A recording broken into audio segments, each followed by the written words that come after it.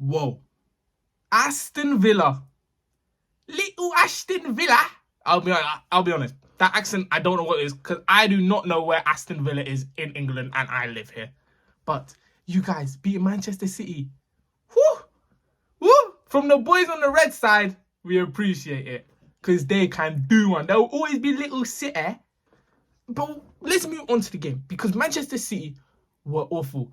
I didn't watch the game because I was watching the United game, but I caught up with the highlights. I watched a fair few extended highlights too. City were rubbish. 2 shots all game from Manchester City. Wow.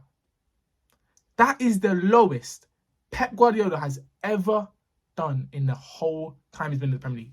Over 500 games in the league, and that is the lowest. 2 shots. And Emery had the most shots ever for a manager against Pep Guardiola. Unai Emery is the real deal, you know. The real deal. When he got appointed for Villa maybe 3-4 years ago, I'll be honest, I didn't think it would be that good because going from La Liga to the Premier League is hard. He was very good in the... I don't know actually how good he was in La Liga, but European-wise with Sevilla and Villarreal, he was good. He beat us, Manchester United, one time in the final, but he was a clinical winner in the Europa League. But now, Aston Villa have backed him a lot and they've given him great transfers. They've done the right thing. They've done what they need to do. They brought in the right people. They brought in a lot of great free transfers in Tielemans, Boubacar Kamara. Brilliant. They have signed great players too, and they are building a squad. That is the key point. Small clubs, when they want to get bigger, they need to build a squad. That is how you do it, and Villa have done it brilliantly. That I can't even speak. Brilliantly. They have done it absolutely phenomenally. It is brilliant to see a new team. Well, they're getting up, but now they're truly there. 4 points off the top. I cannot read. 4 points off the top from Villa. Before the season, everybody was just saying top 6 for them. They'll be fighting it. But wow, 4 points off the top is phenomenal from Aston Villa. Manchester City, as a United fan, I love seeing this. You on your downfall, get relegated soon because you should be going to League 2 anyway soon with your stuff, your issues, your transfer, your little cheats. Disgusting, to be honest. But I think you guys are in a real trouble because, listen, I've written it down. You have now not won in your last 4 games. 4 draws in a row. Did you know that? 4 draws in a row. They've only won 1 out of the last 5. And they've had 4 draws in a row. On the weekend, they do have Luton. So, Luton, pray you don't hold 10 to them because they are vexed right now. I know Pep is absolutely ruining them in the dressing rooms at whatever their training ground's called. Whether it's called the Qatar, man. That's what they're called. But I know Luton are going to hold a lot to City because you do not do 4 draws in a row for Pep Guardiola and not think you're getting bopped next game, Luton. I'm sorry.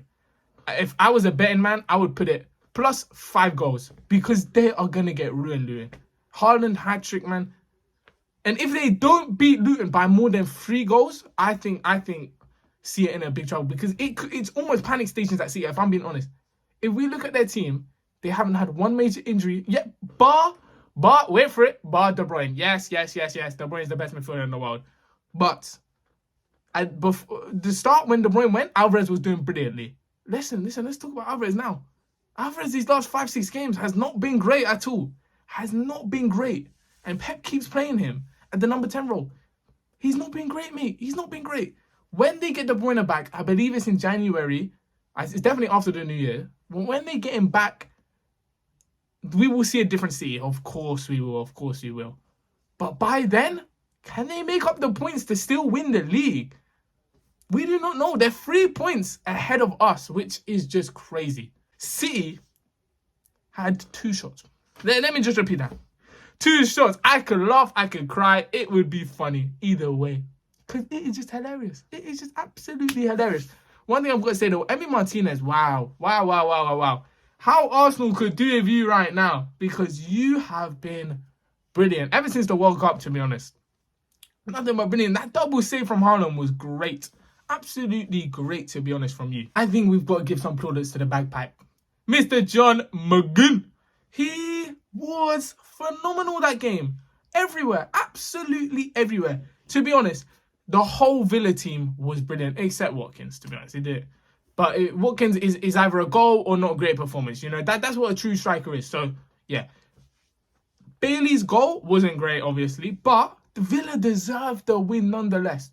100% deserved the win. They have now not lost in 20 games at home. Crazy. That is just Villa. What is their stadium called? My mind's going blank. I don't know what that stadium's called, but whatever it's called. No, I actually can't think about it. What the heck is their stadium called? The Kazoo Stadium? Is that the Kazoo? Because they used to wear Kazoo. I don't even know. But anyway, their stadium's becoming a real fortress. A real fortress. Because it is going to be really hard. It's sort of like Kenilworth Road. Listen, Kenilworth Road and Villa Stadium, they provide a lot of great atmosphere. The fans are fully up for it. You heard when Bailey scored that goal. I'm starring because I'm so happy City lost. When Bailey scored that goal, the fans were going nuts. It was great to see. It was truly great to see because I hate City and I love seeing their downfall. It is brilliant.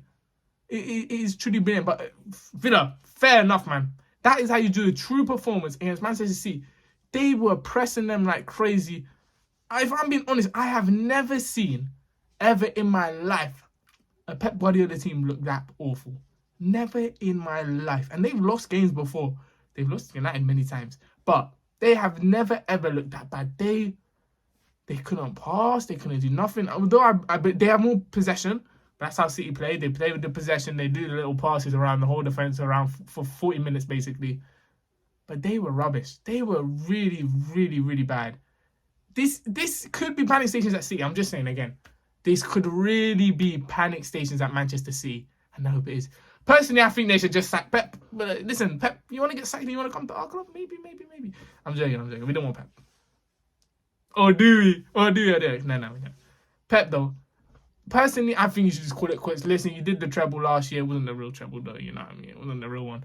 But listen, it could really be panic stations for City. But losing on the weekend is perfect for them because it's if it's not 3 points and more than 3 goals ahead of Luton, I think it's a bad performance. I think it's a bad performance.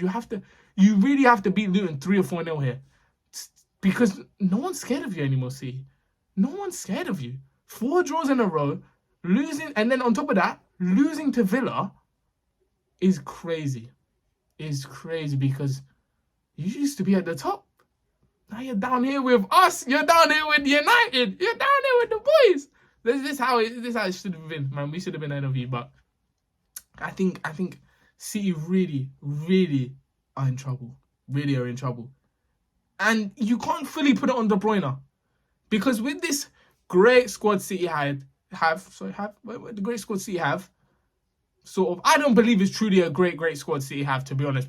Last year it was, but losing Mahrez, losing Cole Palmer, losing Gundogan, really put a hole in their team. Really did. And I don't think they've truly got the transfers for it. I really don't think they brought in Doku.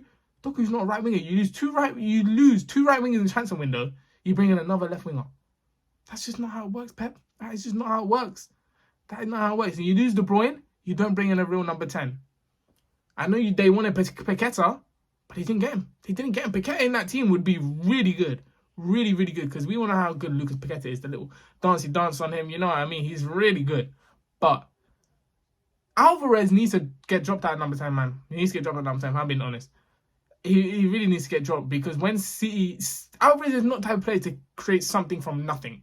Like De Bruyne is. Like Bruno is. Like these great players are. Maddison, Odegaard. They can create things out of nothing. Alvarez isn't that. Alvarez is not that. And I think it's really showing now. Because when City are going forward, they just don't have the creative spark that they used to do with De Bruyne.